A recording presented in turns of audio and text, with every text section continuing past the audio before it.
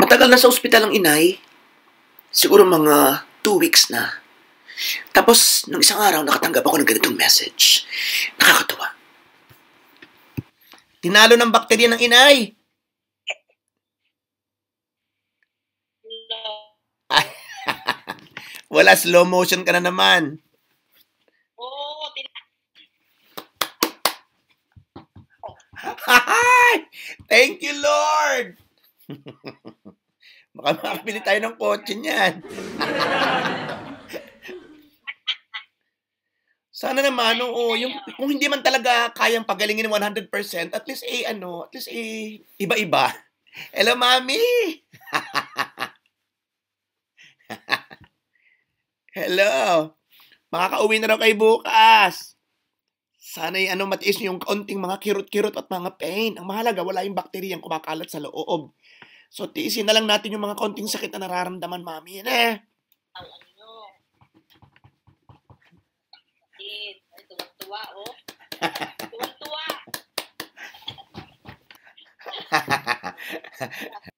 Magpapabill ako bukas.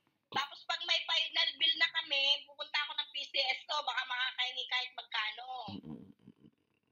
Ay, bababay muna ako kay Mami. Mami, ako'y tatrabaho muna. Babay muna, bukas ulit.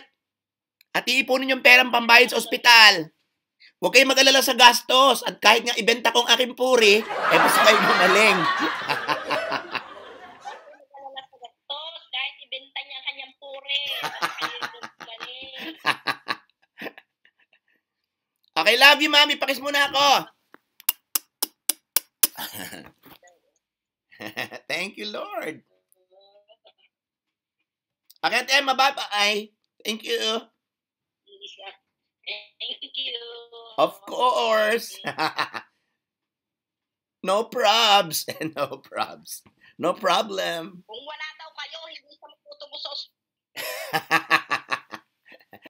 Okay, bye-bye, Mami. Bukas ulit. Sa tulong ng Calapan City Rescue Team, naiuwi ang inay sa bahay. Dito pumapasok ang kahalagahan ng may sasakyan, kung kaya't maaaring maibigay ko pa rin sa kabila ng napakalaking gastos ang kotseng wini-wish ng inay. Dala ng osteoporosis, nagkaroon ng konting bali sa buto ang likod ng inay. At yun din ang nagiging dahilan kung bakit malimit na sumasakit ang sikmura niya. Tumatagos ang sakit hanggang doon. Ang pinag-uusapan naming bakterya na tinalo ng inay dahil sa halos 4,000 pisong halaga ng bawat turok sa kanya araw-araw ay bakteriyang dulot ng UTI. Bukod sa mga nabanggit na sakit na ito ng inay sa kasalukuyan, meron na rin siyang pacemaker sa kanyang puso. Ang battery iyon ay inilagay sa kanyang katawan may 10 taon na nakararaan. Dapat ipalitan ito ng bago 2 or 3 years ago pa. Pero ang sabi ng doktor, baka hindi na kayanin ng kanyang katawan. Ayon sa mga huling pagsusuri, hindi dahilan ng edad, hindi dahilan ng 90 pataas upang hindi ka magkaroon ng pacemaker. Pero sa pag-uusap-usap ng aking mga kapatid at ng doktor, napagkaisahan na ng lahat na wag na lang. Subalit muli namin itong bubuksan, muli namin pag-uusapan ang issue ito para sa kaligtasan ng inay. Ano kayo, kita ang pante, tapi ng kaunti. Kita yung bikini. Catriona kayo ba yan? Yeah. Ano kayo? Diaper ba kayo?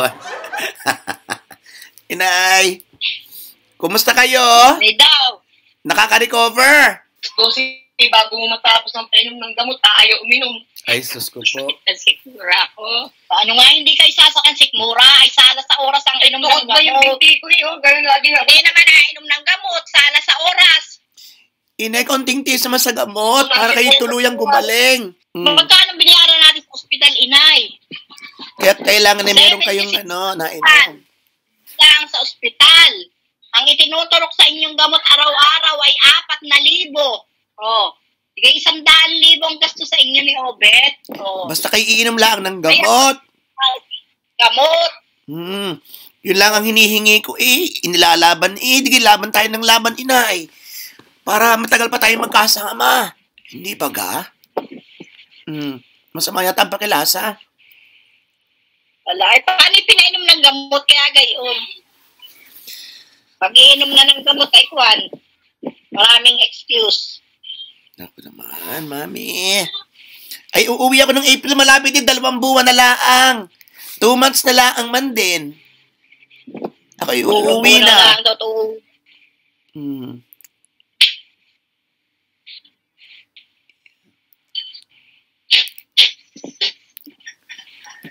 Anong masakit sa inyo? Anong masakit? Sigmura. Hindi daw masakit. Parang ano eh. Wah. Kumanta nga kayo kung kakakanta. Hindi naman yata nakakakanta na eh. Ano gayo? Hindi daw nakakakanta. Kakakanta pa daw kayo. Eh di ilalawak sa saging. Hindi mo Nilulubog sa saging. pula na. Ha? Yung gamot ay nilulubog sa saging, di ba ga? Anak, kahit ilubog sa saging eh, niluluwa din naman. Yung naman, inay naman. Ay, di kayo mau-hospital na naman. Hindi na naman ako makakabili ng mga brief ko din eh. Dahil siyempre papa-hospital kayo. Luma ng brief ko eh. Naman. Wala naman problema saan eh. Gasto sa gagawa ng paraan. O di kayo kahit magkanda utang-utang. Ang mahalaga ay kayo ay natulong sa pag-inom ng gamot man lang. Yun lang naman ang tulong na binibigay ninyo para sa inyo din. Yung kayo uminom ng gamot sa tamang oras. Kasi patapos na yung January, February, ako'y magkakahon na uli. Magpapadala na ako dyan ng mga ramen, mga kung ano-ano. Bibili na uli ako ng inyong mga tuwalyang gusto. Malapit eh 2 months na laan. Masama ganyan pakilasa, ah? Masama pa. Mukhang masakit ang sikmura. Oo nga. Eh ano, di araw-araw nang nasakit ang sikmura, gawa ng buto sa likod. Ano? Oo. Yung talagang yung sikmura daw niya, parang hindi na Nawawala. sabihin ay lagi yung anong kanyang buto. Oo, kaya nga. Sa likod ay parang sikmura. Oo. Yun ang pinakamatinding kalaban daw, sabi ni doktora, yung bakterya niya. Dahil kung hindi natalo ng antibiotic, yung bakterya niya at sumuot sa loob ng katawan niya, ang sisirain sa kanya ay ang kanyang utak. Eh, ibig sabihin, anong sakit yung nararamdaman niya? Parang gutom o parang sinasalaksa o parang ano baga? Ano kayo nararamdaman ng sakit? Palagay mo. Parang tinutusok? Parang kinukurot? Hindi, tawang pakiramdam niya sa sikmura niya. Yung parang ulcer laang. Oo. Duro. Ay, kayo naman iinom ng gamot, mami. Para malakas kayo pag uwi ko at tayo makakaikot-ikot. Iinom daw kayo ng gamot. Iinom daw kayo ng gamot. Pag kayo nainom ng gamot, ako'y masaya. Baka katrabaho pa ako ng ilan. Marami. Eh, pag ganyan ang mukha ninyo na maasim, mukhasim smile, ay mahihirapan ako mag-work. Ay, sa araw-araw nakantahan ka ng ulinar eh. Eh, sana naman hindi gumaling ko sa bagay. Kadarating lang naman kahapon. Basta isang araw, gaganda-ganda pang mood. Gaganda-ganda ulit ang mood. O, sige, mami, I love you. At ako'y may trabaho ng 3:00. Tawagan uli. Thank you. Para patuloy ang ating pagpapadala sa inyong kalusugan. Nakakahingi pa naman eh.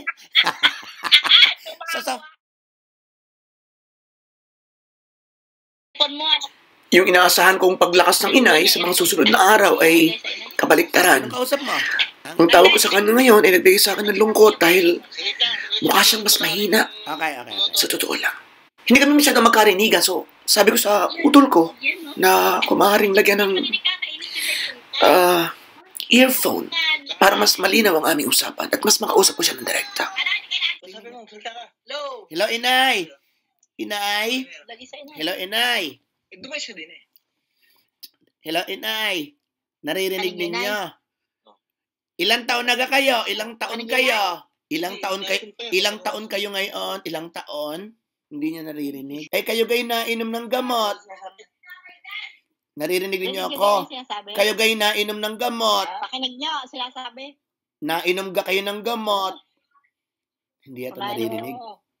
Ayun, okay. Pakinig na, oo. Dadahan-dahanin ko na lang. Eh, kasi pag iinom kayo ng maraming gamot, ay di mapipilitan akong ibili yung gusto ninyo.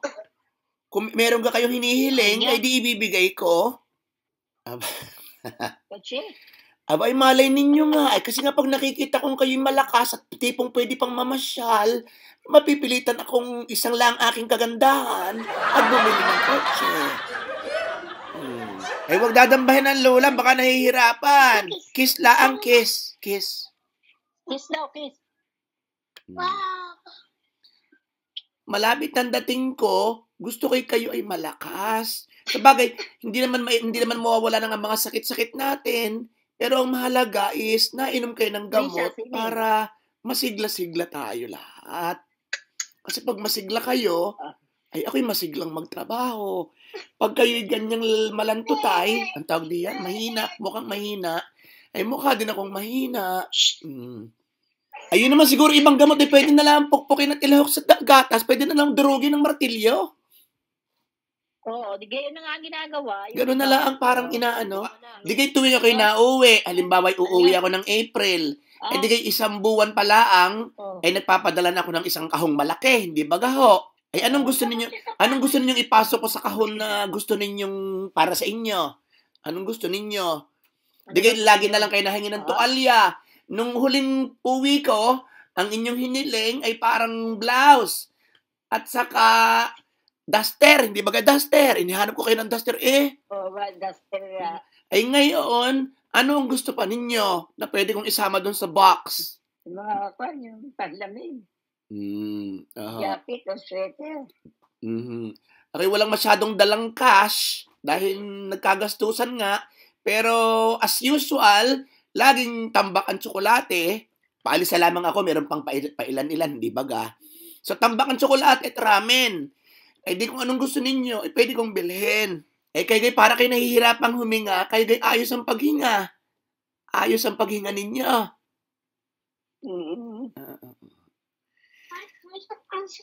Ay, basta kayo ay naiinom ng gamot sa tamang oras, mananatili kayong malakas.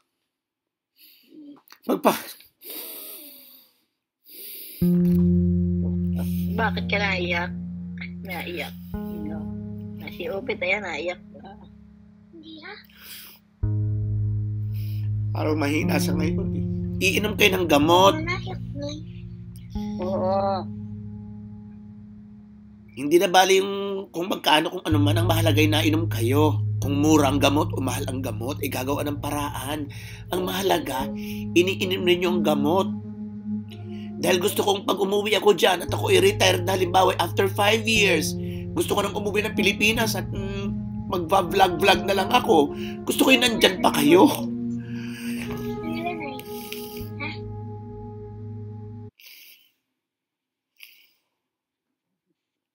Okay, naiintindihan ninyo?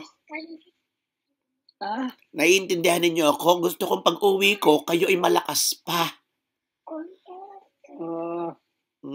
Kasi bala ko na rin mag-retire after 5 years. So, hindi ba ga?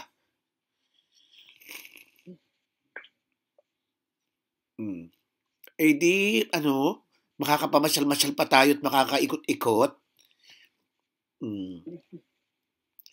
Pag kayo hindi iinom ng gamot, ay wala na nga. Ba tayo lalaban pa kung hindi naman kayo nainom ng gamot? Kaya kayo iinom ng gamot. Nainom naman.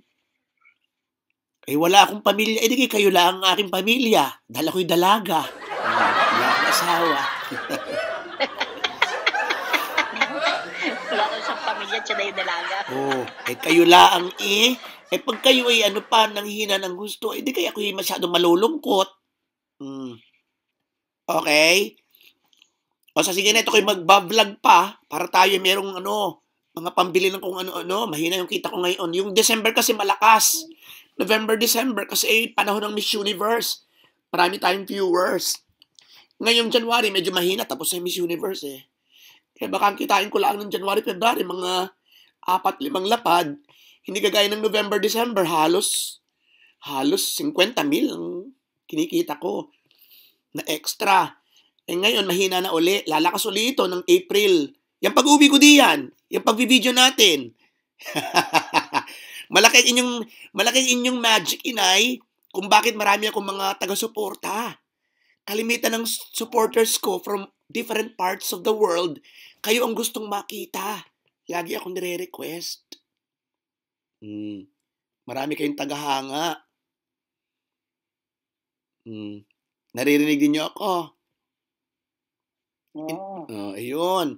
Okay. Bye-bye, Mami. Ate Emma, thank you. Bye-bye. Okay, bye-bye. Sige. Bye-bye. Bye-bye.